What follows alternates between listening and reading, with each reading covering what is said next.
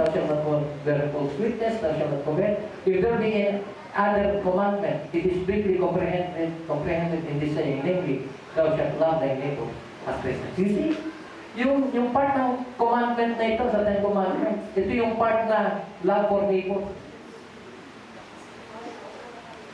Yan yung part na yun. Christ prayed for our charity. If we truly love God, we will keep His commandments. We will love others as ourselves.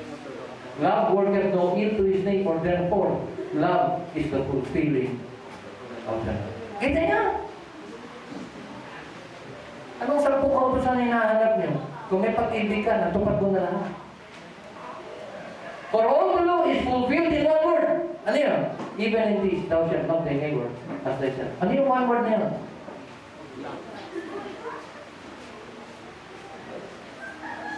Kaya yung naunang verse, love worketh no ill to his neighbor, therefore love is the fulfilling of the law. At saka itong susunod na verse, magkapakit, magpinsan, magkakambal niya.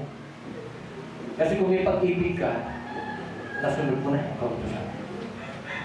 Kaya ang kautusan pa kailangan mo sundin. Kung nandiyan dyan, kompletos, recados na. Bakit? Sapagkat kung nasa iyo ang banal ng Espiritu, nasa iyo ang pag-ibig, nasa iyo ang pag-arnatan, nasa iyo na ng katangian, ang dapat mo na lang gawin, sumunod. Kaya yung kanta na, gusto kong bumait pero di ko magawa.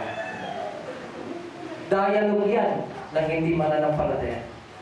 Kasi kung Christian ka, kung gusto mo talagang sumunod sa Diyos, susunod ka lang. Kasi ang kumukontra mo naman sa atin, yung sarili.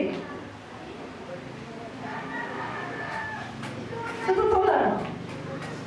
Kung meron mong din ako, ba't ayaw mong gawin? Ikaw hindi mo iba eh. Tama ba? Pero pag sinabi mo, kaya nga, love is a decision. Pag nag-decide ka, Panginoon, mahal kita, gagawin ko lahat ang pinapagawa mo. Meron ka bang di gagawin? Wala, gagawin mo lang. With all your heart, with all your soul, with all your mind. Ayan, buti na lang, magtatapos mo si Pastor, alam mo na lang, nag-aalas 2 na eh. Nakailang balik na dyan to. Tatapusin ka na, tapos na. Promise. Ito. We know that we are the object of God's love. Mamaya, papalitan ko yan. Hindi object, recipient. Alam natin na natanggap natin ang pag-ibig ng Diyos, na tayo yung pinaglagakan ng pag-ibig ng Diyos. Yan. Kung mahal natin ang Diyos. Yan yung conclusion. Napitiyak natin na talagang minakal tayo ng Diyos. Na natanggap natin yung pag-ibig na yun. Kung mahal natin siya. We love Him because we first love us. Ikalawa, we know that we are the recipient of God's love if we obey. If you love me, keep my commandments. Third, we know that we are the recipient of God's love if we love the brethren. Ito, ang ganda nito. But as touching brotherly love, you need not that I write unto you. For ye yourselves are taught of God to love one another. Natulungan ba tayo ng Diyos na magmamahalan sa isa't isa? Yes. Bakit? Sapagkat nasa atin ang kanyang Espiritu. In fact, hindi na kailangan ituro ulit eh. Gawin ko lang. Bakit? Kasi nandiyan na eh. Nandiyan na. Hayaan mo lang dumaloy yung pagmamahal niya.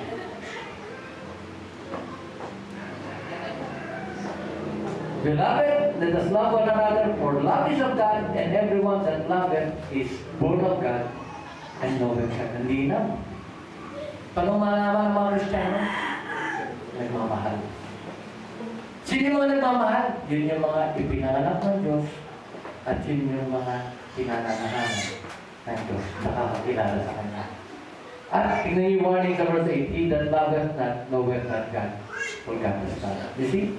Yung wala, alam ko wala kang mahihita. Wala eh. Hindi niya kilala Diyos. Pero yung mga nakakakilala sa Diyos, kapatid, imposible na hindi siya mamahal. Naranasan niyo na yan. Kaparating kayo kung saan ang fellowship. Hindi mo kakilala yung tao, natabihan mo lang. Pero ang gaang ng loob nyo sa isa't isa. Bakit? Pareho ng spirit.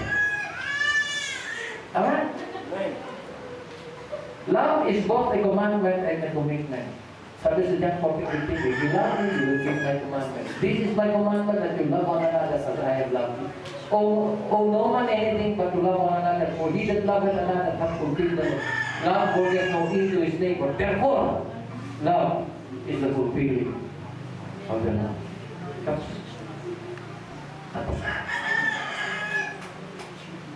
Tayo mo ko sumandali.